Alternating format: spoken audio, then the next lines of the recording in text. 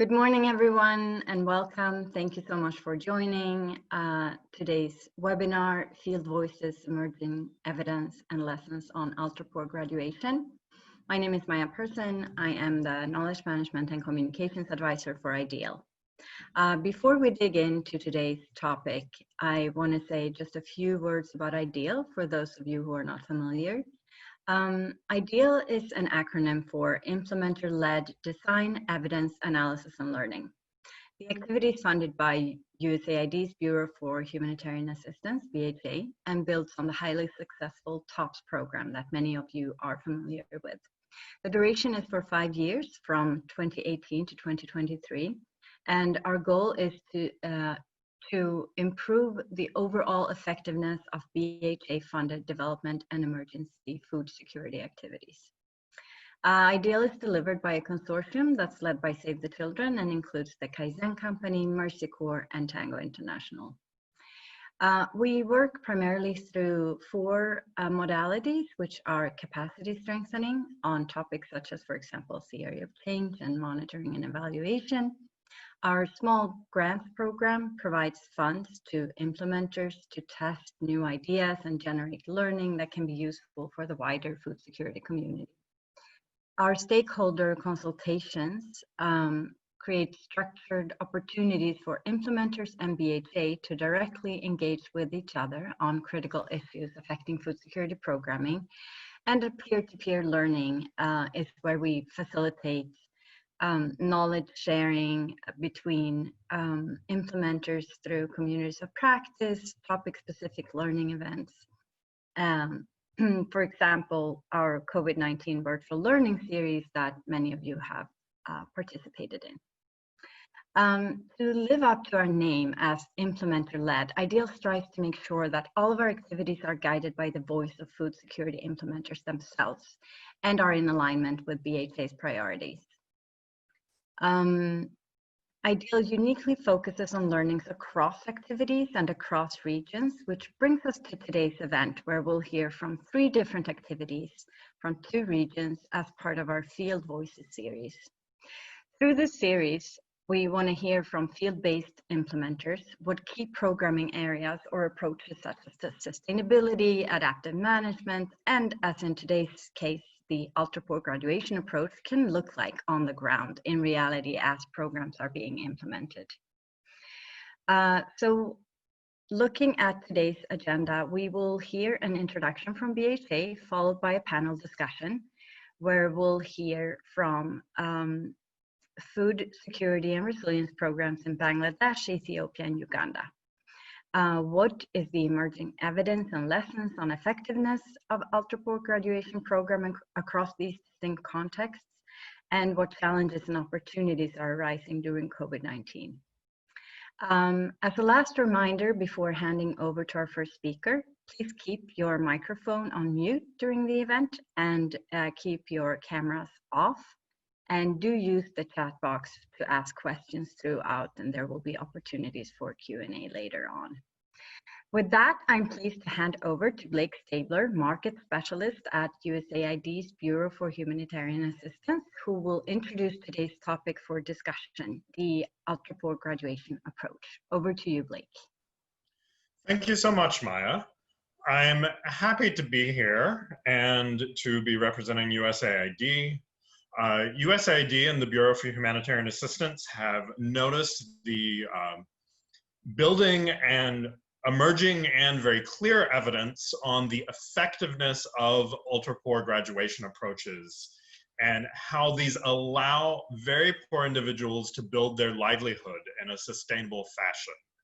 This helps bring people out of poverty, it helps bring people out of food insecurity, and we're very excited by applications of this practice in different settings. We'll be hearing from 3 of them today. In case you were less familiar with graduation approaches and wanted to become more familiar, there's actually a lot of great reading and writing to be done. However, we're going to very quickly do sort of an elevator pitch version of what is the graduation model. And it has a couple components. The first of which is coaching.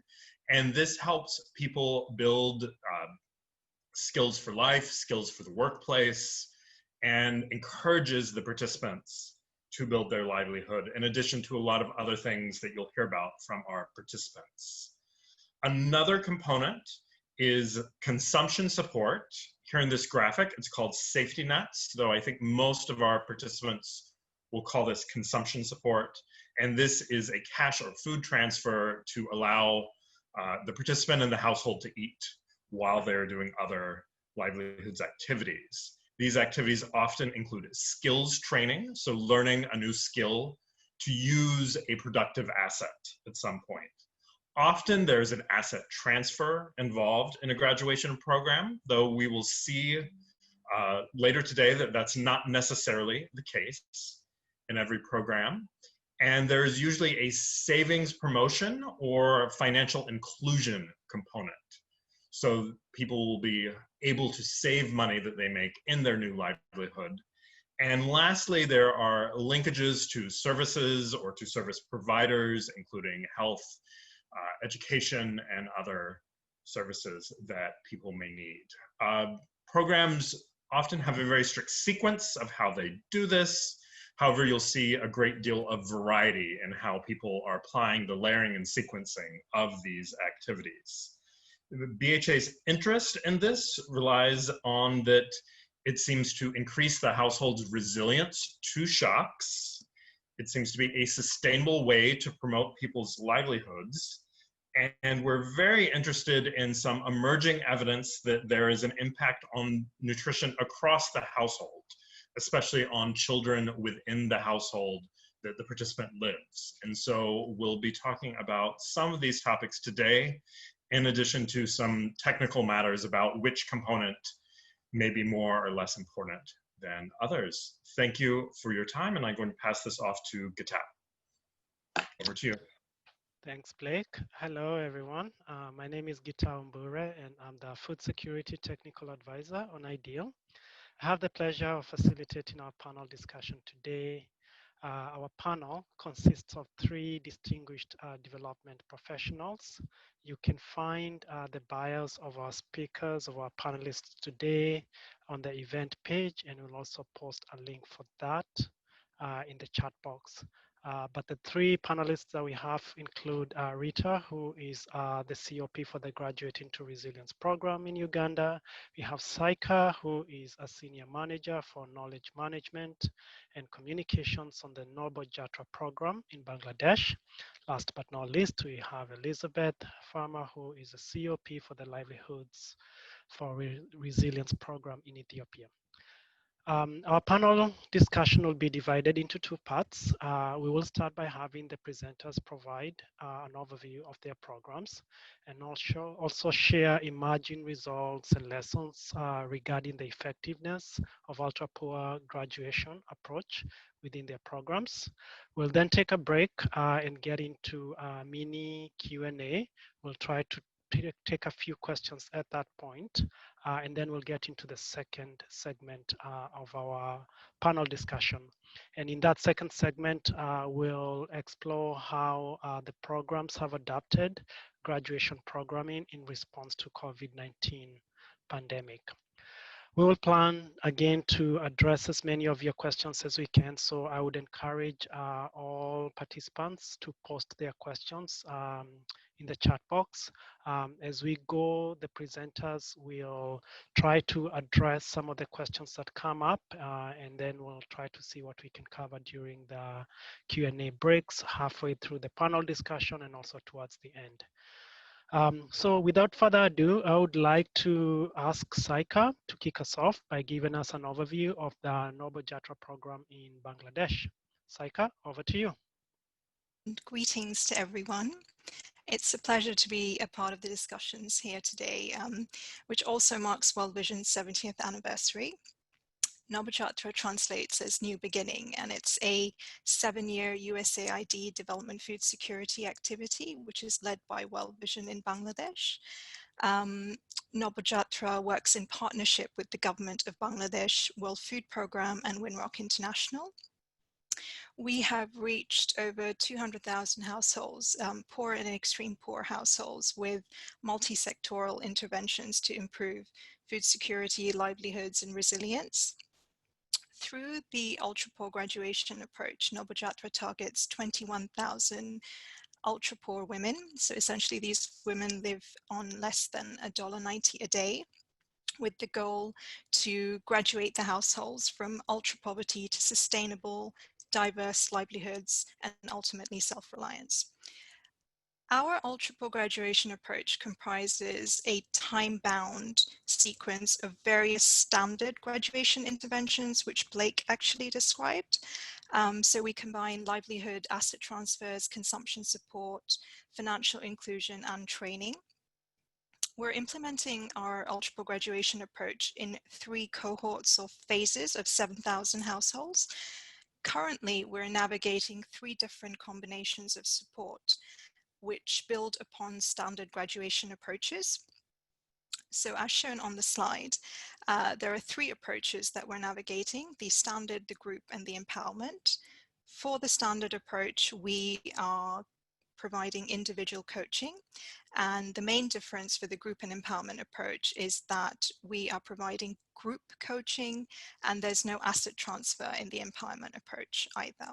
So at a glance, this is Nobojatra's current ultra-poor graduation approaches. We have adjusted standard ultra-poor graduation in a number of ways, which I'll briefly describe.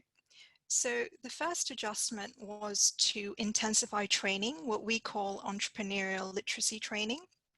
This entails twice weekly sessions spread over 6 months, bearing in mind that participants are ultra poor with limited or no formal education. The training really builds confidence, life skills, and also strengthens technical capacities and business acumen. We're very incremental in our approach, and we spread it over 6 months so that we're really able to build the capacity of our participants. During the training, participants also receive a consumption smoothing cash transfer. These are provided digitally to e-wallets linked to mobile phones. And this is essentially to help households stay food secure, to mitigate any loss of incomes that come from participation in the training, and actually to reduce dropout rates as well. Another adjustment that Nobojatra has made is to strengthen financial inclusion and access to financial services through village savings and lending associations. The VSLAs are actually formed and led by our ultra-poor graduation participants themselves. So once participants have an understanding of financial services through VSLAs, typically through a 1-year savings cycle, we establish linkages between VSLAs and banks so that households can access financial products and services, whether it's savings, deposit schemes, agent banking services, essentially services from a bank that are tailored to the needs of the rural poor. Village agents play a key role here. They are actually trained by the banks on financial services and then go on to work with the VSLAs, helping them to access these financial services through banks. Given the complex dynamics of improving food security, Nobojatra also focuses on multi-sectoral integration and sequencing of activities. The ultra-poor graduation approach is layered with parallel Nobojatra interventions, so interventions outside of ultra-poor graduation. And essentially this is to improve access to safe water and sanitation, increase household resilience to disasters, and advance gender equality and social inclusion. The intention in doing so is really to build cross-sectoral, cross-activity implementation to strengthen impact and essentially the chances of households staying resilient and out of poverty in the long term. Over to you, Gital. Thanks, Saika. That's a great introduction to the program in Bangladesh, where there's been a long history of ultra-poor graduation programming. Elizabeth, I will now hand it over to you to give us an overview of your program and how you've incorporated the ultra-poor graduation approach. Over to you, Elizabeth. Thanks, Gital, and good afternoon, everyone. Our project is called the Livelihoods for Resilience activity. It's a 5-year Feed the Future project that's implemented by a whole consortium of international and Ethiopian NGOs led by CARE. Our project targets nearly 100,000 households that are members of the Government of Ethiopia's Productive Safety Net Program, or PSNP. And this PSNP is a government-led social protection program here in Ethiopia that's supported by a variety of donors that includes USAID. And the program targets rural households that are chronically food insecure or very poor and provides cash or food transfers in exchange for public works. So those government transfers serve as the consumption support part of our graduation approach, as all of the households that we're targeting are part of this government program. Our project has many elements of the standard graduation approach. As I mentioned, we have the consumption support through the government PSNP. We also have a major emphasis on savings. Our project encourages savings through village economic and social associations, or VESAs, which are similar to the VSLAs that Saika just talked about, or other groups like self-help groups or SILCs. But they're also used as a platform for information sharing and group discussions led by community facilitators. They lead discussions on financial literacy, gender norms, climate change adaptation, nutrition practices, and livelihood selection and management, all at the village level. We also have a skills training component. We provide technical and business skills training in crop and livestock, off-farm livelihoods, as well as preparation for employment. And we support business plan development for access to finance. Most of our households engage in sheep and goat fattening. Again, these are rural households, but other value chains that we support are poultry, honey, a couple different kinds of beans, lentils, wheat, pepper, and potatoes, in addition to various off-farm livelihoods like petty trade. We also have a life skills training program for women and female youth, and we have a whole number of nutrition, climate change adaptation, youth interventions, too many to go through in detail, unfortunately. But I wanted to mention on the coaching and mentoring, that's something that in the first year of the project, we discussed as a consortium and decided to take seriously, and it required us to hire nearly 500 frontline staff, these community facilitators, when we realized that to invest in coaching and mentoring, we'd have to really put the staff on the ground to do that. Another element of the approach that Blake mentioned is asset transfers. We typically focus much more on access to finance through microfinance institutions rather than asset transfers. And we work closely with 6 different MFIs to provide appropriate loans to our households.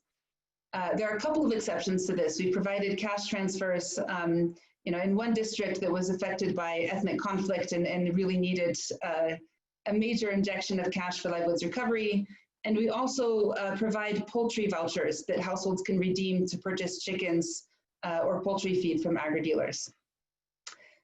Some of the unique features of our approach are mostly kind of where we go beyond the household level to work on the environment that is kind of greater than the communities where we work.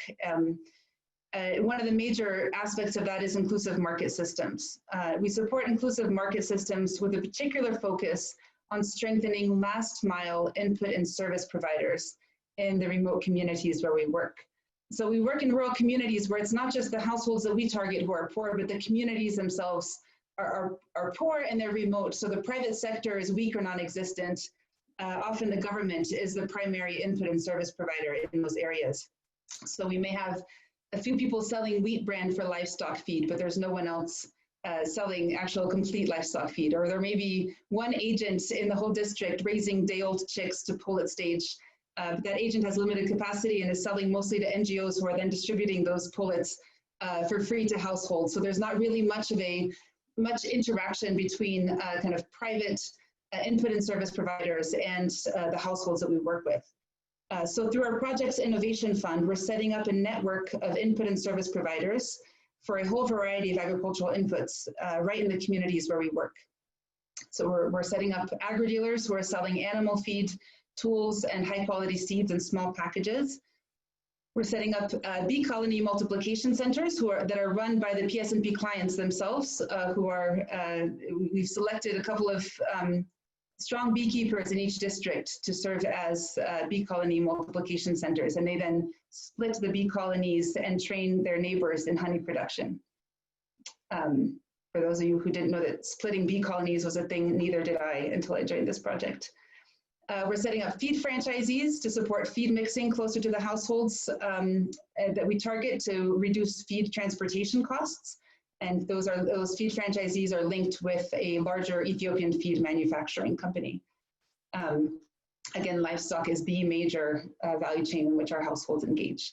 We're also setting up pullet growers. Those are young chickens, by the way, for those of you who weren't familiar with that word, neither was I, to supply larger quantities of young chickens to our households, and a network of private veterinary vendors to support Newcastle disease vaccination. Part of the enabling environment is also the institutions who are supporting our households, and that includes microfinance institutions.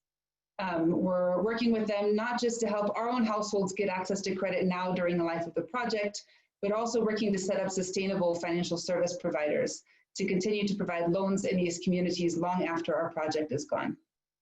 Those of you who know Ethiopia know that we have some strong state-affiliated MFIs in some regions, and we also have some weaker ones. And we actually work with both kinds, but in some areas that have weaker state-affiliated MFIs, we've convinced private MFIs to enter into new districts and start lending to households that had previously been underserved.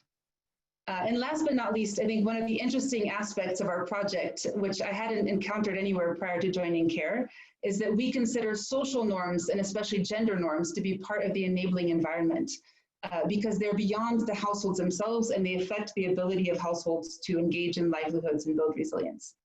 So we use an approach that's called social analysis and action, which identifies and challenges gender norms in particular related to women's engagement in livelihoods, related to men's roles in the home in terms of childcare, food preparation, and we have a variety of interventions designed to strengthen women and female youth's agency and to build more equitable relationships and structures. Okay, awesome. Thank you very much, Elizabeth, for that quite comprehensive introduction to the program in Ethiopia. We'll now go to Rita, and Rita, I'll ask you to just walk us through the graduation program that you're implementing in Uganda. Rita, over to you. Sure, thank you, Gitao. Good morning, good afternoon, wherever you are. I'm excited, of course, to join the rest of the panel today to speak about graduation approach. It's something that excites me quite a lot, and you should already know why. I mean, just listening to the rest of the presentations, you can see why.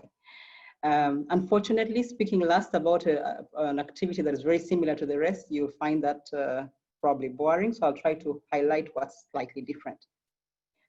So just quickly, the Graduating to Resilience activity, similar to the rest, is funded by the Bureau for Humanitarian Assistance, and it's implemented by AVSI in a consortium with Tricolab and IMPAC.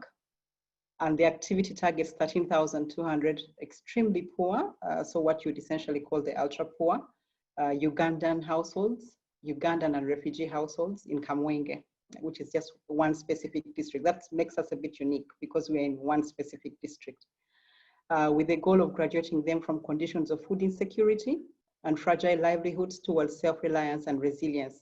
And so here is where you find a graduation program really trying to target food insecurity and not so much livelihoods, even if that's a big component of it, of course. We are working with Innovations for Poverty Actions, IPA, who is conducting a randomized control trial on the activity to test 3 variations of the graduation approach to identify what would be most effective and efficient to reach ultra-poor refugees and host community populations. So we have, the activity has 3 arms, what we would call 3 arms. One is the standard graduation approach, which has been described by Blake, by Elizabeth and Saika. It's pretty much the same. And in there, you'll find the consumption support, very similar as well to the rest. It's provided as a cash,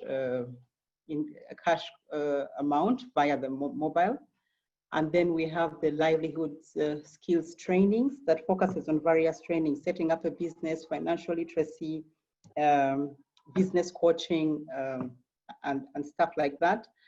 And then permafield schools, modern agriculture, bits about the environment, but really what we call the technical skills. That part is delivered specifically by a trained staff of AVSI that is called community-based trainer. Then we have the savings and financial inclusion part that is also still part of the program component, the standard. In the savings, it's similar, it's the savings group, but with an opportunity to do a linkage to formal financing. The asset transfer is also similar. It's provided as a cash amount via mobile, and it's provided for the standard AM1. And then we have coaching, which is either in group or individual, in the sense that unlike other programs, we are trying to test the difference between group coaching and individual coaching. So individual coaching, essentially, you'd have one coach, one trained coach who is attached to 25 participants, and their work is to work with these individual participants at home. While instead the group coaching will work, you'll find one coach attached to 75 participants, and they will reach participants in the group platform and not go to their homes. So we're trying to check on that. And then you'd find the last activity we are doing is linkages and referrals. We have a strong linkage with the private sector. And then of course, referrals for all the other things, nutrition, for healthcare, shelter, education, and all those kinds of other needs that the activity itself can't deliver. So the standard AM1 will provide everything, including individual coaching. The AM2 varies from AM1 in the sense that you receive everything, but the coaching type is group. AM3, as you can see in the diagram, is the lightest in the sense that it does not include the asset transfer. So it's slightly cheaper by the asset transfer amount, even if the coaching format is through the individual format. What's really unique, I think, about our program is that we are hopefully going to be able to contribute to the evidence regarding varying treatments or varying different arms and seeing what really delivers the most effective result. We are implementing the program within 2 cohorts of 30 months each, and the expectation is that the second cohort of participants will receive the successful treatment from the first cohort. Our cohort 1 is ending next year in June, so we're just about to close it. We're also targeting, I think the other thing that's slightly different is that we are working with both refugees and Ugandans in equal share, 50-50%. And we also work with the woman as a primary participant plus her family. So there is a strong family approach, even if there is an interest in working directly with this female adult or a youth. So essentially you would find, unlike maybe typical graduation programs, you might find a spouse that is involved in some direct trainings. And we find that this is very helpful for gender and ownership, and of course, sustainability of interventions. Lastly, our coaching curriculums, when I speak about coaching, it's quite structured and it covers various themes from nutrition to WASH, and you're taken through this series of topics. And of course, depending on the need, it could be modified and you could receive another topic maybe twice, depending on your situation. This is the same for business coaching. It's a structured curriculum. So I'll just end there. The rest is quite similar to what Syke and Elizabeth said. Thank you. Awesome. Thank you very much to all 3 presenters for introducing us to your programs and also kind of helping us understand the way you've incorporated the ultra-poor graduation approach. I would just encourage all our participants to post your questions in the chat box. If you have a question specific to any of those presentations that have been made so far, please go ahead and post that in the chat box so that our presenters can get to those. During the Q&A, we might try to focus on questions that apply to all 3 programs. So if you have a specific question about any of the programs, the presentations that were made, please post that in the chat box. So we've seen that there's a wealth of experience across those 3 programs. And although the ultra-poor graduation programming has been around for a while, its application within USAID-funded food security and resilience programs is relatively new. And you've all, I think all presenters have given us examples of contextualized approaches across the 3 countries. So I'm sure the listeners, just like me, are probably curious to learn what's coming out of these programs. What are the results that we are seeing, and what are we learning in the process? So I'll start this time with Elizabeth. Elizabeth, I'll welcome you to share the results coming from your program and also what we're learning from Ethiopia. Elizabeth, over to you. Thanks, Gitao. So our project doesn't have a built-in randomized controlled trial with different treatment arms, but we do have annual intermediate results assessments that give us a pretty good picture on how our households are doing in building resilience.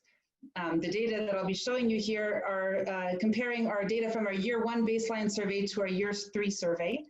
And we find that the percentage of households reporting that they're food secure has tripled. This is the dark blue here on the left, going from 15% at baseline to 45%. We also find, and the others are moderately food insecure and severely food insecure, but we see the food security levels tripling there. Then on the right-hand side, you see the asset levels that are increasing, that are nearly doubling from the baseline to the year 3 intermediate results assessment, and that's largely due to the livestock assets. You see that data in orange here, and this is the value of the assets in US dollars, adjusted for exchange rate fluctuations, but not inflation. So we've seen some good improvements there. Going on to the next slide, we also see incomes that have increased by nearly 80%. Again, these are incomes from different sources. We see crop and livestock here in green, off-farm income sources in kind of brown, wage employment in blue, and then different transfers and others in yellow. But you see major increases, especially in income from crop and livestock, as well as wage employment between baseline and year 3. That's, I think, about an 80% increase. I also had limited space on these slides, but we have really impressive increases in household savings rates, with increases in more than almost tenfold since the beginning of the project, and good improvements in dietary diversity for women as well. Maybe one caveat on all of these is the year 3 data were collected in November of last year. So this is all pre-COVID data, and we'll have updated data in a few months on the current situation for year 4. Moving to the right-hand side of this slide, though, our project had planned to measure success through graduation from the PSNP itself. Remember, the PSNP is this government program, and there are different ways of thinking about graduation, but so not just graduation from poverty, but when we talk about graduation from the PSNP, that's actually exiting this government safety net program. Many of the households that we work with have been receiving cash and food transfers in exchange for public works from the PSNP for many years. And our project's goal was to enable them to graduate from that program with resilience, to get them to a place where they no longer need those government transfers. But graduation is not our decision, it's a government decision. It's kind of an administrative decision. And overall graduation rates for the PSNP have been very low in recent years. This was actually intentional because the donors that fund the PSNP worked with the Ethiopian government to try to get to a situation where we're not graduating households too early. And so they agreed to have a stable caseload in the PSNP. There are 8 million people on this program every year. And for every household that graduates, another one comes on. And the reason for this was that in previous years, there was a lot of premature graduation of households. And so in many ways, it's good. It's keeping people on the program who need to be on the program. But what it means is that there's been very, very low graduation, and our metric of success is not showing the success that we wanted. What we're seeing here, though, on this graph isn't just graduation rates, it's households that want to graduate. And what we're seeing is that our own households, even with their increased assets, increased incomes, improved food security, improved nutrition, would rather stay in the PSNP and continue to receive those transfers in addition to the income that they're earning through their livelihoods activities. And we think there's a lot of uncertainty here about everything from the weather, and these are households that live in kind of rainfall deficit and areas that have really maybe uncertain rainfall. There's uncertainty about the weather, there's uncertainty about political stability and conflict which can quickly lead to road and market closures and quickly undermine a lot of these livelihood improvements that households are making. And so households hold on to the PSNP as a sort of insurance mechanism for the future. I actually personally can't say that I blame them, but one of our approaches for this year is going to be try to push households to self-graduate. So instead of waiting for the government to come and say, you out of the program, push households to look around and say, hey, am I better off than these other households? Maybe I should give them an opportunity to join. So that's one of our approaches for this year. We're also working with USAID to justify a different metric of success, looking at some of this other data that I've just shown you in terms of income and assets and food security, and not just looking at graduation as the key metric of success. Awesome. Thank you, Elizabeth. And thank you for the questions that have been posted on the chat box. Keep those questions coming. We'll keep it moving. And Saika, I will now turn it over to you to share the results and lessons coming out of Nobajatra. Thanks so much, Gitao. So I'll start by focusing on results and then move on to describe some of our learnings. We have results from a graduation assessment of the first 7,000 households in the standard approach. And we have seen that over 91% of these households have achieved the essential criteria to graduate. So this includes having 2 sources of income, 2 meals a day, doubled productive assets, established kitchen gardens, have savings, access to safe water and sanitation, and knowledge on disaster preparedness. Remarkably, we've also seen shifts in household food security. At the time of the assessment, 81.7% of households were food secure in comparison to 14.9% at baseline. We also found that over 83% of households had kitchen gardens and were growing up to 5 types of vegetables and selling surplus at local markets. We also saw a 2-fold increase in productive assets for households from just over 6 at baseline to 14 at the time of the assessment.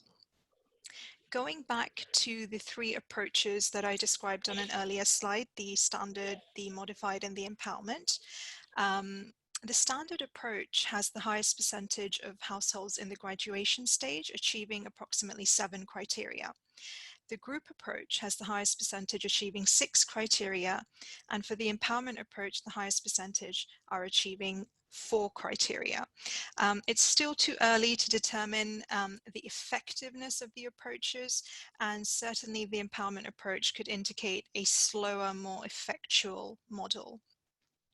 A key learning aligned to the BHA learning agenda on women's empowerment, integrating gender, and strengthening equitable household relationships that I'd like to share is that in Nobajatra, we layer ultra-poor graduation with parallel participation in activities that promote gender equality. For example, we have a male engagement activity that is targeted to husbands and wives. It's helped to minimize any unintended consequences or gender-based violence resulting from women's participation in ultra-poor graduation. The intentional layering helped to promote shared decision-making and reduce instances of child marriage, which is really a chronic challenge that we have to contend with in Southwest Bangladesh. In fact, our graduation assessment also showed that of the households with children under 18, there were no instances of child marriage. This is really remarkable because at baseline, the average age of marriage for the women in ultra-poor graduation households was 16.6. I'd like to shift on to another learning, which is around layering and sequencing of activities, which is also a focus in the BHA learning agenda. And this has actually also contributed to the effectiveness of our ultra-poor graduation approach. We've layered participation in ultra-poor graduation with social behavior change in water, sanitation, and hygiene, disaster risk reduction, and we're seeing some tangible results from that intentional layering. At the time of the assessment, 98% of the households actually had access to safe drinking water in comparison to 52% at baseline.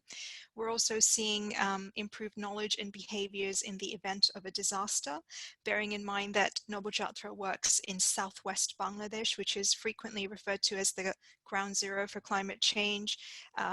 It is cyclone prone. We contend with soil salinity and flooding. So we actually found that 93% of households had stored dry foods and clean drinking water for emergencies, and 88% had actually gone to cyclone shelters in the event of a disaster. So thank you. Over to you, Gitao. Thanks, Saika. And now I will turn it over to Rita to share with us what's coming out of the Uganda program. Thank you, Gitao. It sounds also like the one of Saika, but I'll try to show the difference. In fact, they're quite similar in the sense that, like Saika's program, we are working on graduation, of course. Graduation parameters were defined using a consultative process, checking in with participants at enrollment, because we use a participatory enrollment model. So we were able to check in at the point of enrollment. What are those things, the red flags that would make someone qualify as poor or extremely poor? So these same exact things, when twisted around, become the parameters for graduation. So things like, then of course we checked onto other programs and tried to see the global definitions around graduation plus what the program was working on, and we derived about 11 parameters. Now those 11 parameters, the target for the activity is 75% graduation by the time we finish cohort 1. Graduation for us means that you need to meet the graduation parameters at least 3 times before we confirm you. So we can have a participant who is pre-graduating, but essentially should be, I think typically with other graduation programs, could be considered ready for graduation. At the moment, we are standing at around 52% of our participants. We are at month 20, pretty much out of the 30 months of the cohort. And we think 52% is really good. Considering we have 10 months to go, we should be able to hit the 75% target for graduation. And the indicators are very similar to Saika's: meal frequency, dietary diversity, livelihood diversification, being able to access care when needed, treatment of water, hand washing, whether you have a hand washing space, savings being greater than 3 months. And so the indicators, they're quite simple, and we track them every quarter for every single participating household. Some of them connected to the participant, the primary participant, while others are relating to the family. So we are at 52% with regard to graduation. With regard to the 3 treatment arms, when we start to compare which arm seems to be delivering the greatest graduation results for now, it's very similar again to Saika. The standard graduation arm looks like it's the best for the moment, with about 14% for the ones that are graduating, excluding the pre-graduates. If you compared it to so they are standing at around 14% versus 12% or 9% for the other arms. Even if we notice that, the highest graduation for the moment is actually on the group coaching arm, which is the second arm where you provide everything except that the coaching format is group. Even though we notice that it has the highest retrogression rates, because we're also tracking how people fall back and forth from graduation. So we are concerned about it. But at the same time, the arm 3, the one which is the empowerment arm, also for Saika, is the one that is slowest. It looks slowest, but it has the least retrogression rates. So we are watching that arm to see what's going to happen. The other thing is that we are seeing an increased self-efficacy and increased adaptive capacity. We've been doing some studies, some assessments, some context assessments to understand the situation of participants during this shock of COVID. And we wanted to just check, we've checked a number of parameters, their experience, how they're adapting, what they know about COVID.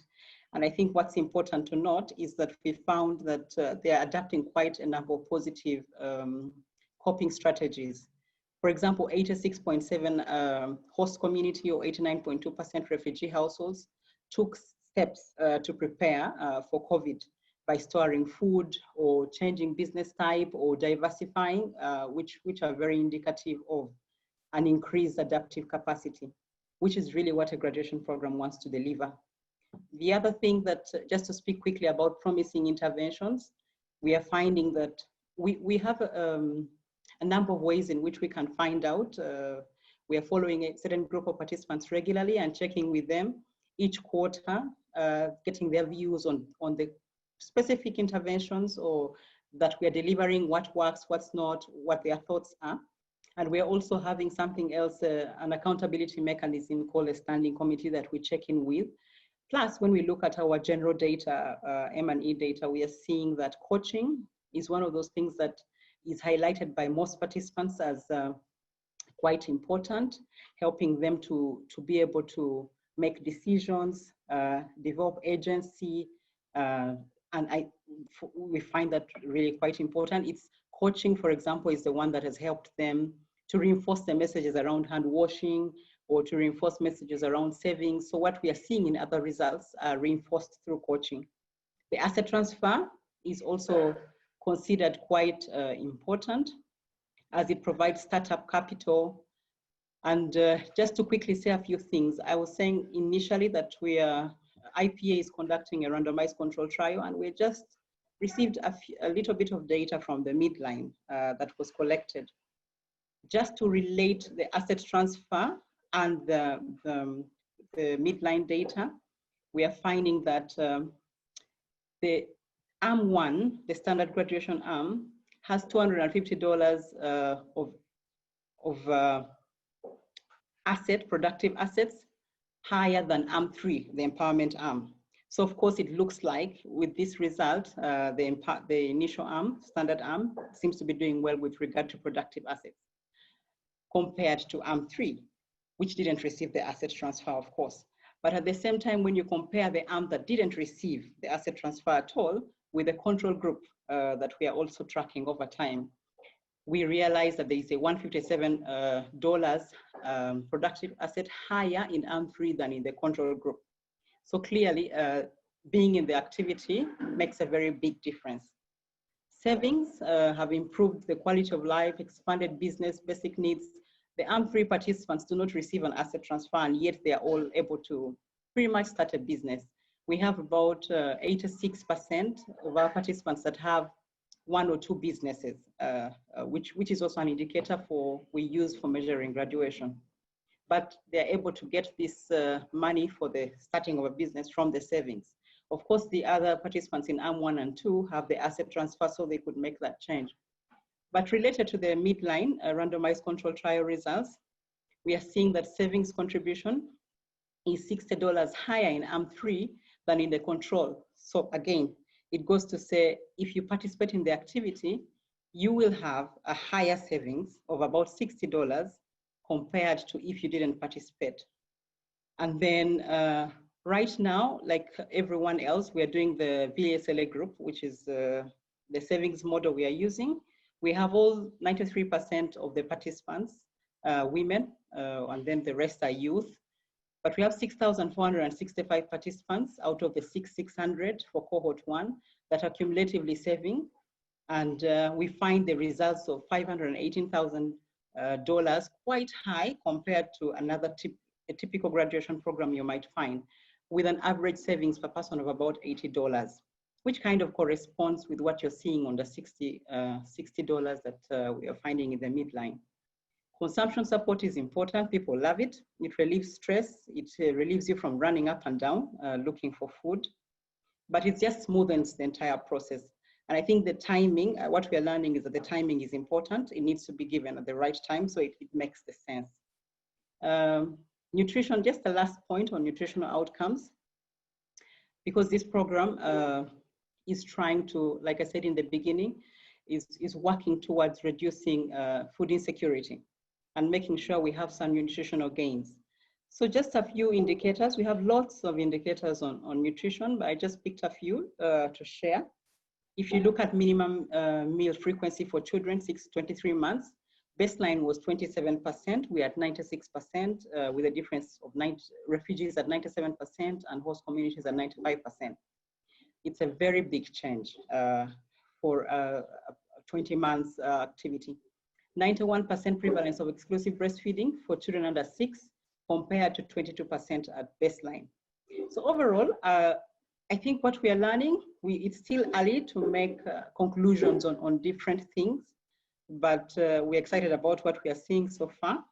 And we hope that by the time the cohort ends, we will have more substantive stuff to say. Thank you. Okay, thank you, Rita. I think they're all very encouraging results from across the 3 countries. Obviously, COVID-19 has been a big shock, and I think that we get an opportunity to talk a little bit about what's happening during the COVID-19 pandemic in the second segment of our panel discussion. But for now, we'll just pause to take just a few questions. We are running a little bit behind schedule, so we won't spend too much time on questions at this point. But one of the things that seems to be coming up is interest around how these programs are linking with the government social protection programs. I think, Elizabeth, you talked a little bit about your program and how it's part of the PSNP, the safety net program in Ethiopia. But the participants would also like to know more from the presenters, including Bangladesh and Ethiopia. Could you talk more about linkages to host government policies, linkages to national social protection programs or local governments and local structures such as districts? Can you talk a little bit more about how you're working with government overall? Why don't we start with Saika this time? Saika, would you be able to share a bit from Bangladesh, and then we'll go to Rita and then Elizabeth if you have anything to add. Okay, thank you. Thanks, Gitao. So as part of our broader advocacy efforts, and also I mentioned in my introduction, we work in partnership with the government of Bangladesh, and our nodal ministry is the Ministry of Disaster Management and Relief. Having said that, as part of our broader advocacy efforts, we actually coordinate very closely with the Economic Relations Division, which is the government cabinet division, which is responsible for all social safety net programming in Bangladesh. So one of the things that we're trying to advocate for and are really trying to use the evidence and the lessons from Nobojatra to advocate for this is, number one, our targeting and selection process, which is pretty robust, and there are, very few exclusion errors. And another thing that we are advocating for and really sort of pitching evidence from Nobojatra for is in terms of the digitalization of the cash transfers that we provide for consumption smoothing support, which is during the 6 months training, the monthly consumption smoothing digital cash transfers. And our asset transfer is also in the form of cash, but it's transferred digitally to e-wallets linked to mobile phones. And this is part of our broader financial inclusion efforts, particularly for rural women. And this is part of our advocacy efforts with government. I think I heard something around linkages with other government social safety net programming.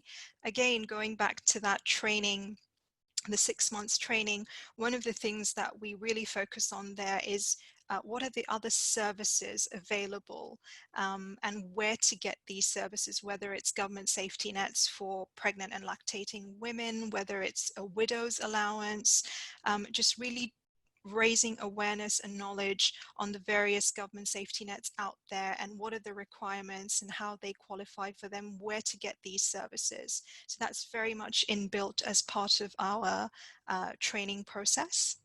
Thanks, Gitao. Okay, thanks, Saika. Rita? Yeah, sure. It's similar as well. So I think COVID did shock us a bit, and temporarily, like we just had to pause a little bit as we reflected, what are we going to do with this? And around the time we had our first case in March, And 2 weeks later, there were various restrictions, lockdown, Rita, sorry to interrupt. Just want to make sure that we respond to the question about how we are linking our programs, the results, the learning with government. If we can talk specifically about that. Oh, sorry. So that was a question on the chat. I've been trying to cope with the questions on the chat and it's not working out, but I see that a few of my colleagues are helping to respond to that. So yes, regarding the issue of linkages to government, I think I did speak quickly a bit broadly about one of the components of our graduation program is really to do linkages and referrals. And aware, of course, that we are not able to deliver everything. What we've tried to emphasize significantly is to do the linkages with the private sector and of course with any government programs that are present that are around us. So we did an initial mapping of the private sector, an initial mapping of the government programs that were available, both within the host community and programs that were also being run by other humanitarian activities that were around for refugees. And through that, we use quite an elaborate way in which we identify specific needs and we make referrals as needed. For most of, for example, for most of the livelihood, food security, nutrition programming, things around agriculture. If, for example, participants chose a business that's related to livestock management or even farming, we need to, besides of course our staff that are quite few, we have 86 trained community-based trainers, we make the linkage with the government extension worker so that they can be able to receive those services. The other strong linkage that we are making is the groups. The VSLA, the savings groups are registered at the government, but government as community groups. And so if there is any other government program that targets an organized group, the likelihood that they can be targeted, receive those kinds of support is higher when they have made those kinds of registration. And maybe just lastly, of course, the village health teams, the whole health infrastructure that is required if you have to do additional follow-up for nutrition screening, or if you have to do referral into care for more case management. Same for protection, for probation or police or for those other kinds of needs. So I think what's just to say largely is that we did an extensive mapping. We are continuously mapping out those key stakeholders and trying to make sure those linkages work. Okay, excellent. I do have to apologize because we are running behind schedule, and I do want to make sure that we get to this question and have some time to talk a little bit about what's happening with COVID. The panelists are responding to some of your questions in the chat box. We'll hopefully have some time before the end to address a few more questions. But for now, I'd like to move us to kind of the second segment of our panel discussion, where we'll get to talk a little bit about COVID-19. So we know that the Ultra Poor graduation program requires an intensive set of interventions to be implemented over a fixed timeline. So we've heard that sequencing is quite important. The integrity of the package and adherence to that is also quite critical. So as COVID-19 has unfolded, I'd like to hear from the panelists, what are some of the challenges that they are facing and how are they adapting their programming to ensure continuity of the graduation intervention. Rita, I will now ask you to share the experience from Uganda on this. Yeah, and since I was already going on about it, I noticed that there's so many questions about that in the chat box, and I hope that these responses will suffice. But we are happy to speak to you more about it, and you're welcome to Uganda. We've now opened our borders. So maybe just quickly, I was saying, as I was starting, I was saying that COVID, of course, affected us like any other program, and we had some difficulties. And as soon as we had our first case, 2 weeks later, we had several impositions of restrictions. I think for us, the one that affected us most is just a ban on groups, because most of our activities like Cycle, like Elizabeth, we work with groups of 25 people at least. And so a ban of groups and saying you need to work with 10 or 5 people was problematic, because it means coaching groups can't continue, savings groups can't continue. Then of course, if you have to do nutrition screening, you need to touch a child, then you need to be a bit close, the social distance, so all those things were problematic. And so we just sat down a bit and reflected about what we could do. And we began using a simple tool, doing something we call scenario planning. And we would just plan out scenarios. The current situation looks this way. The current situation we think that might happen might look this way in the next 3 months, or might look this way. And if it did happen, we would kind of write out the list of all our interventions and start imagining how else we could adjust or adapt them so we could still be able to deliver. The important thing was to try to make sure we remain present, because when it did happen in March, we kind of paused a bit and stopped activity for about 2-3 weeks. And we were concerned, of course, that participants would be stressed, worried. But then excitingly, when we went back and we began doing the assessments, we wanted to try and understand how has this affected them. And so we did a context assessment. But even before we did that, we kind of checked in with participants because we started thinking we need to revert probably to phone, to using the phone or other electronic media to reach out to participants. So we did a quick assessment of the phone ownership situation. And we found that 93.6% of our participants had phones. We had already been using the phones to transfer cash for consumption, but not all of them had a phone at the time. And in fact, some of them were receiving money at the start in cash. Later on, they transitioned to a card model that we worked out with the bank. So it was exciting that 93% of them owned phones, either, and 21%, if they didn't have the phone, the primary participant, there was a family member that had a phone. So we quickly realized we could switch. If 93% of your participants can be reached, 7% probably can be reached through another mechanism. So we switched to remote activities. We started conducting also a COVID assessment in April. We did another one in June to just check participants' knowledge around COVID, their awareness, the impact of the restrictions, meaning their experience, and even the market systems around them, supplies, goods, what was happening. We imagined that the situation was going to be very bad and probably we would need to do something, maybe drastic. COVID also hit us around the time when we had already finished most of the preliminary activities. So the asset transfer, the initial consumption support for 12 months was completed. And so we're not doing a huge amount of activities. We're really doing follow-up. We were lucky on that. So, but then we started thinking maybe this is the time we may need to do a sort of temporary consumption as we smoothen the process. But when we looked at the results, participants were coping quite well, as I had pointed out in some of the exams. So anyway, quickly, we made certain adaptations. Highlight is most of them were related to switching to remote. We broke down the savings groups into mini groups of 5. They started meeting in like different times so that you would not have 25 people in one place. Same for the farming groups. We started piloting a digitalized savings group. So moving away from meeting, but more to the phone. We asked them, for example, to look creatively on how they would manage the issue of soap, masks, and they looked into their welfare funds and agreed that they would get part of that resource and use it to manage the PPEs. So they are doing that now. We decided doing remote coaching via the phone. So calling a coach would, instead of going to the family, they would just call the family and they would group around this one phone and then be able to be coached that way. And so of course it meant we had to reduce the coaching messages and make them a bit shorter.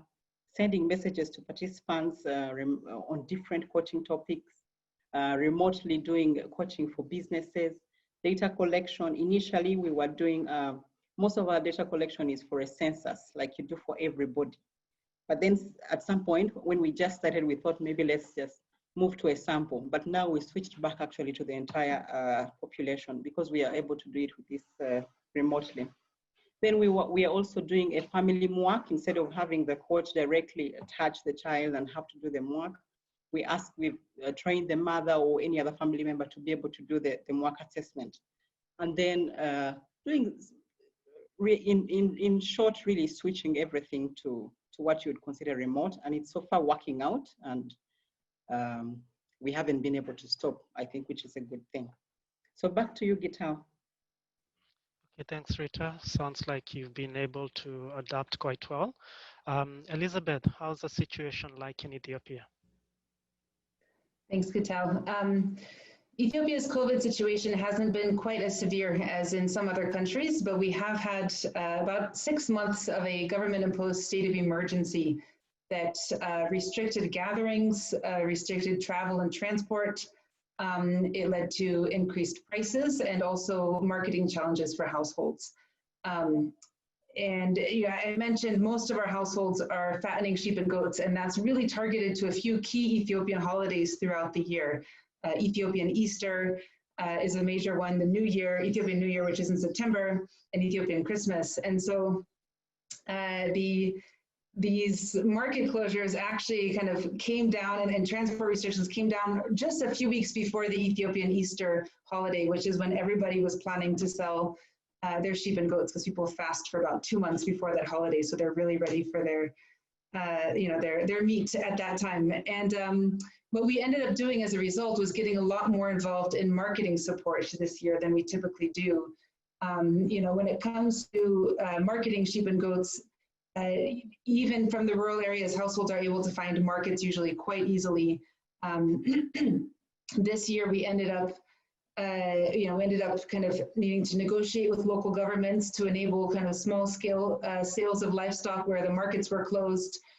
We communicated with traders to facilitate market linkages with some of our farmer groups in ways that we don't typically do, but was really necessary this time because the typical marketing linkages had been broken.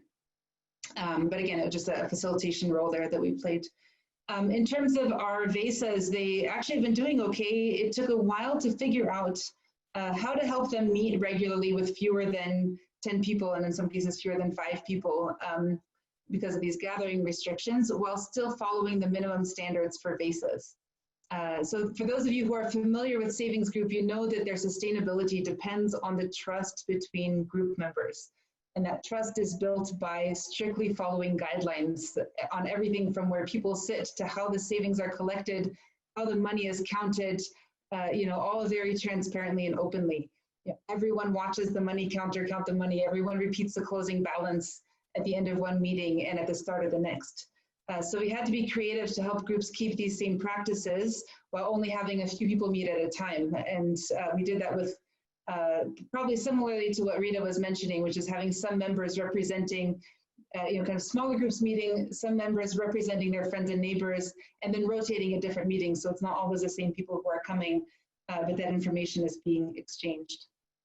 A lot of groups have also opted to lend out their entire savings balance as soon as they collect it to minimize the amount of cash that's kept in the cash box during this time. And lastly, one of the other major impacts of COVID-related restrictions has been the loss of off-farm income-generating opportunities, which are especially critical for women and youth. Over the last few years, the Livelihoods for Resilience activity had already set up a micro-franchise network for women from our rural communities to engage in door-to-door sales of a variety of fast-moving consumer goods, including soap. So when COVID arrived and NGOs started distributing soap to support hand washing, we decided to work through our micro-franchise network to support hand washing. So we actually had to expand the network to make this work. We brought in new sales agents, including from our project households, and new wholesalers to stock the soap in all of our different implementation districts. And then we gave all of our project households 3 vouchers for 2 large bars of soap each. And then every month for the last 3 months, these households have been redeeming the vouchers with the micro-franchise salesmen who are going village to village, and they're distributing the soap, and then those salesmen collect a commission from the wholesaler. And through this, we're getting soap into the hands of households while also providing a boost in income for women and youth at a critical time. And our goal through this activity is to get households so accustomed to getting this soap through this network, they continue to do so long after they've used their last voucher. Okay, I appreciate you sharing that, Elizabeth. Saika, how about you kind of give us an update on the situation in Bangladesh? So thanks, Gitao. In Bangladesh, we've been contending with this evolving dynamic COVID crisis, which was actually compounded further by Cyclone Amphan, which happened in May, and this caused devastating damages and losses to livelihoods at a time when the communities were already weakened by the impacts of COVID. So during this time, Nobel actually pivoted and we implemented a COVID and an Amphan response parallelly. To give you some idea of context, and it's actually very similar to what has been described by Elizabeth and Rita, in March, the government first initiated general holidays, which were essentially lockdowns to contain the pandemic. Absolutely critical to curb transmission, but they also have attendant implications on programming because mobility was restricted, community gatherings were scaled back, schools were shut, etc. A number of our working areas are also were also flooded and actually continue to be flooded because of the weak embankments that were damaged as a result of the cyclone. So during this time, World Vision actually led 2 impact assessments to understand the extent to which direct participant households, including the ultra-poor graduation households, were affected both by COVID and the cyclone. And these assessments are actually available in the FSN library. And the findings from these assessments actually informed a number of adaptations to ensure continuity. So to start, we switched to remote monitoring and leveraged mobile phones for follow-up support and messaging.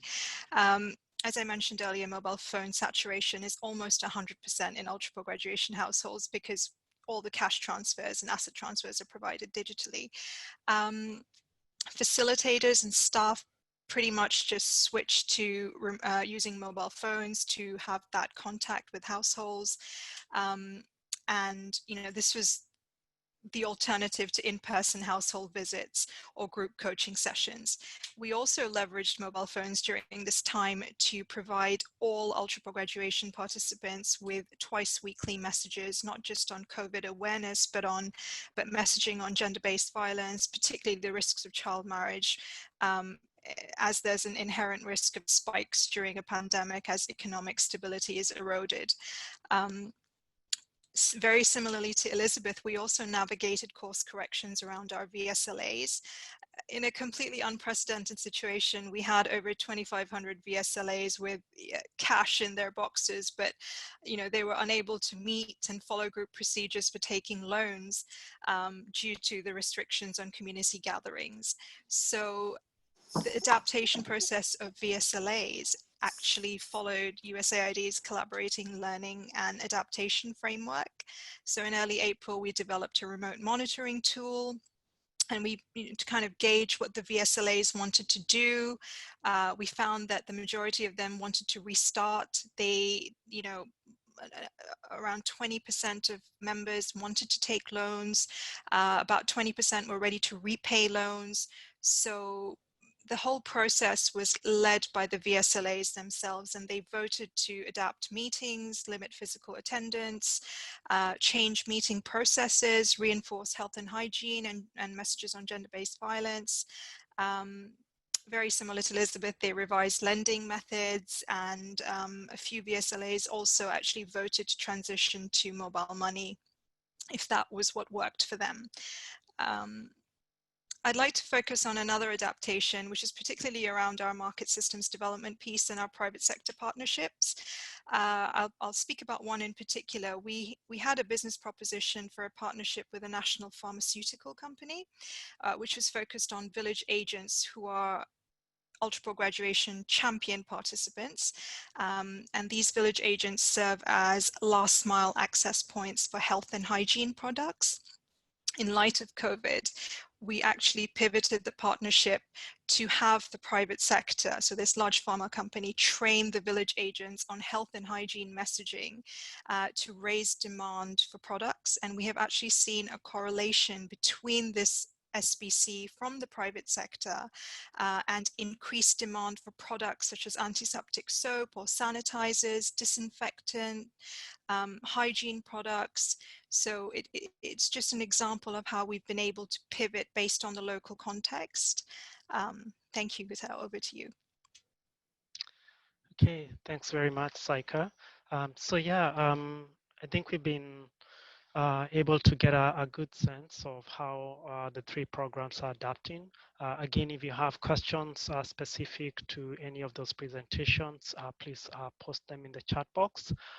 In the remaining minutes, we'll try and address one or two questions that are still pending, and then we'll go on to closing. So one of the things that seems to be coming up is just that the uniqueness of the programs, the USAID-funded food security and resilience programs. They have a unique focus on addressing malnutrition with a high-level indicator of reducing stunting. So I'm curious for the three presenters if they could comment a little bit more about how they've been able to assess the impact of graduation programming on nutrition outcomes. And as you're doing that, I'd also ask that if you have any recommendation or a key takeaway from your program that you'd like to share, you know, prepare for that. I will try and get to that before we end. But for now, if we can start, Rita, maybe you can tell us a little bit more about the way you've been able to assess the impact of the graduation component on nutrition outcomes, and then we'll ask the other two to comment as well. Yeah, sure. We're tracking a number of nutrition indicators over time. Of course, I just shared a few of them. Dietary diversity, exclusive breastfeeding, MAD, and we are tracking stunting also specifically. Height, weight, we are doing nutrition screening every quarter. And we are doing that. What we decided to do initially was to train our coaches, the ones that are directly in touch with the participants, to be able to work collaboratively, of course, with the village health teams or other health workers in the area. But they can do the initial screening. And then if there is a situation, we have an effective referral process to be able to manage that. Through the data we are collecting, through the regular screening, we are able at least to track over time what the situation is looking like. We are also looking at underweight women, but also just various things around meals. We are doing a lot of activities specifically within coaching towards changing the nutrition situation. So from cooking demonstrations to meal planning to selection of to specific messages around a balanced diet to be able to arrive at that. We've reduced stunting from 35% to 27%, and we want to see how it's going to be going. How it's going to be going over time. Sorry, working from home. Yeah, I think I could stop there for now regarding what we are doing around stunting. Back to you, Gita. Yeah, that sounds good, Rita. Saika, how about Bangladesh? Thanks, Gitao. Just apologies, there's a lawnmower in the background, so I'm also going to make my response quite short. So we actually work, we promote attendance at growth monitoring and promotion sessions, which are actually led by the government. These are monthly sessions that are open to all children under 5. And we strongly encourage that our participating households actually take their children there and access services, growth monitoring and promotion, nutrition counseling for caregivers. We also promote antenatal and postnatal care through these local community structures. It's part of our approach and ethos to work within existing government systems as opposed to doing anything sort of parallel. We also, very similar to Rita, we also do cooking and feeding demonstrations in the community for children under 2 and caregivers, grandparents, etc. I also touched upon kitchen gardens, which is one of the criteria for graduation. And within the kitchen gardens, we actually promote climate smart agriculture techniques, techniques that are actually feasible in the saline and disaster prone Southwest. We also promote, high value crops and also crops that are nutritionally dense. We encourage the households to consume those nutritious organic vegetables and sell surplus at local markets. So these are just some of the ways that we track nutritional outcomes, and that these are linked to our indicators. And I think we have the same indicators as DIF says. Thanks.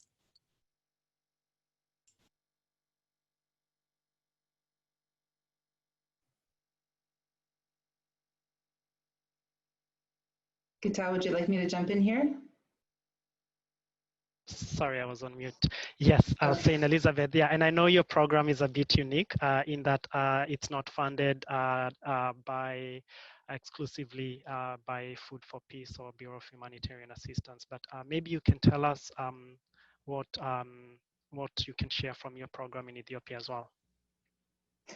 Thanks. Okay, yes, so our project is Feed the Future, not Food for Peace, so we don't have, as you've mentioned, all of the same indicators. We don't track stunting, for example, but we do track things like dietary diversity, and we've seen good sort of promising progress so far with doubling from a rather low base in women's dietary diversity. And I think we can trace a lot of that back to two of our interventions. One is the promotion of perma-gardening, probably similar to what Saika is discussing.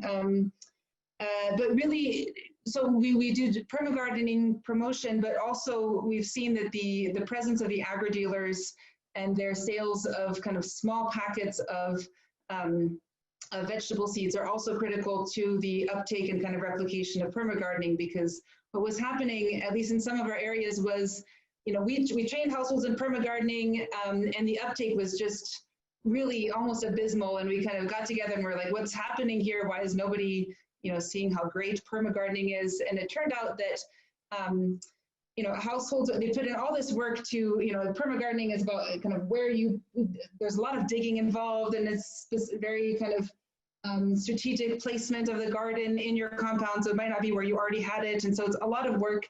And then households found that their seeds weren't germinating, and so they put in all that work and had nothing to show for it. And you know, they found that, the neighbors found that, and it turned out they were getting you know, expired seeds, low quality seeds. And so having the agri-dealers there to sell the seeds in small packets that are high quality, that are not expired, they're this year's seeds, has actually led to quite a bit more, much stronger uptake and replication of perma-gardening. And the other one is poultry vouchers. So we instead of providing chickens, with some of our households, not all of them, but we provide poultry vouchers. So either for the purchase of the pullets themselves from the pullet growers, kind of a buy 3, get 3 free scheme, or for the purchase of poultry feed, which some of this improved poultry needs. So it helps kind of jumpstart the relationships with the agri-dealers, and has gotten a lot more households engaged in poultry production, both kind of for their own personal consumption and for sale as well.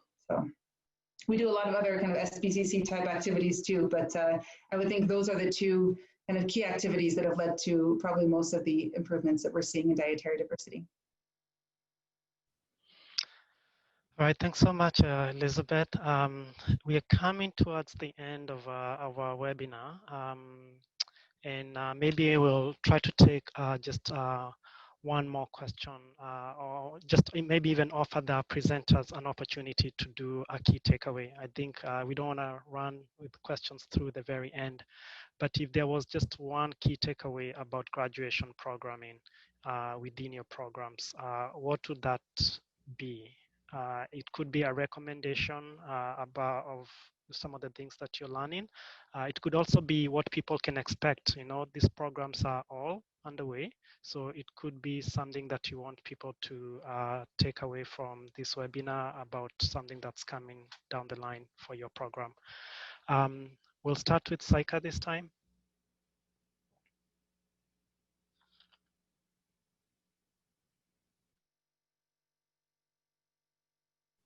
Saika, I think you're on mute.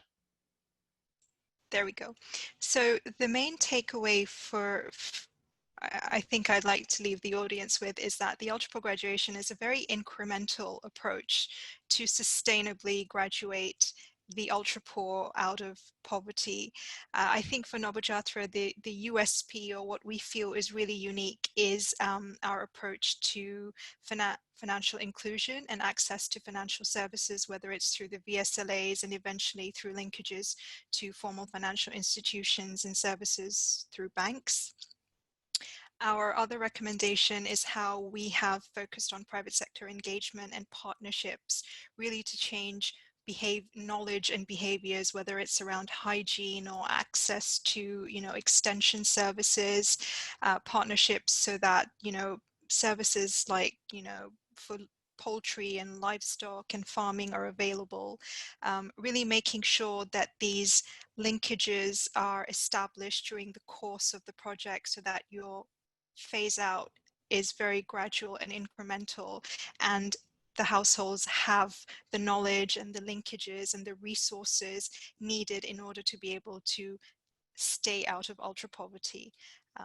So I think that's our key takeaway: linkages with the private sector, market systems development, and just being really sort of thoughtful in the way that you focus on access to finances and financial services. Thanks. Thanks, Saika. Rita, 1 minute on key takeaway, and then over to Elizabeth. Yeah, I think just adding on to what Saika just said, partnerships are really critical, be it private, government, or other entities. And I think for the private sector specifically, if you need to think about a partnership, think about it early, during design or during the start. I think that worked for us quite well, because right from the beginning, you are producing for the market, or you are targeting the private sector with whatever it is you're producing, because you've mapped them out in the beginning. Just another thing, which we didn't speak about extensively today, but I saw in the chat, is regarding targeting. I think the participatory rural appraisal approach is strong. It helps you to target the right people. And for us, it was a very great point of delivery. And lastly, if you want to follow us, I think in the next, by June, July, of next year, we will have some concrete results that we will want to share about cohort 1. And so we look forward to that moment. Of course, we will also have the end line from the randomized control trial that we will be happy to speak to with IPA during such a time. Thank you. Thanks, Rita. Finally, Elizabeth. Thanks. I'll try to kind of play on the same theme, but avoid repeating some of the same things that Saika and Rita have said, both of which I agree with. So, it's particularly on the importance of the market systems development and the partnerships. But maybe to go back to this question of government engagement, I think we have an interesting situation here where the government program that we're layered with, the PSNP, it itself has a livelihoods component, and our project is actually USAID's contribution to that livelihoods component. So we work in a subset of districts and we implement essentially the government's livelihoods component with a whole bunch of bells and whistles as well. Good bells and whistles, necessary bells and whistles. But there's been a really interesting interplay over the years between the government's program, USAID NGO programming, and actually an inspiration that comes from the ultra-poor graduation approach, even from 10 years ago when some of these livelihoods interventions were first designed within the PSNP. They were looking at the experience from BRAC, the experience from CGAP with the graduation pilots, and that inspired the livelihoods component of the PSNP, and it's actually its predecessor even 10 years ago. And that's how kind of where we are, our program then has been born out of that and is contributing back to that as well through some learning that is now getting incorporated into the next phase of the PSNP. So there's been a really interesting interplay of learning and contribution from various sides, and good coordination between government and NGOs that our project has benefited from and our households have as well. Right, thanks so much. I'd like to express our deepest gratitude to our presenters for sharing insights from their programs on the effectiveness of the ultra-poor graduation approach I'd also like to thank our participants today. I think it's been a very rich conversation and we appreciate your questions. IDEAL will be posting a recording of this webinar on the FSN network website within the next 2 days. We will also share a recap of the event with links to relevant resources. And also we'll put out a blog in the next couple of weeks, kind of covering some of the points that have come out of the event today. I will now hand it over to Maya for closing. Maya, over to you. Thank you, Gitao, and thank you for leading this panel discussion. Very interesting. Thank you, Blake, also for giving us that intro from BHA. So please do fill out our very brief evaluation. Shouldn't take more than a couple of minutes to fill out the evaluation of this event. We're very grateful for that, so we can improve our next engagements. Also, I'd like to encourage you to go to the fsnnetwork.org, subscribe to our newsletter, and learn about upcoming events. We have some interesting stuff in the pipeline for the fall. So do that. And you will also, I also want to plug that the FSN network will get a refreshed look, which will be live soon. So make sure to subscribe to that newsletter so you get the news about that when that's happening. And I think that's it. So yeah, thank you again. Thank you everyone for coming. Thank you panelists. And I hope you have a great rest of the day. Thank you.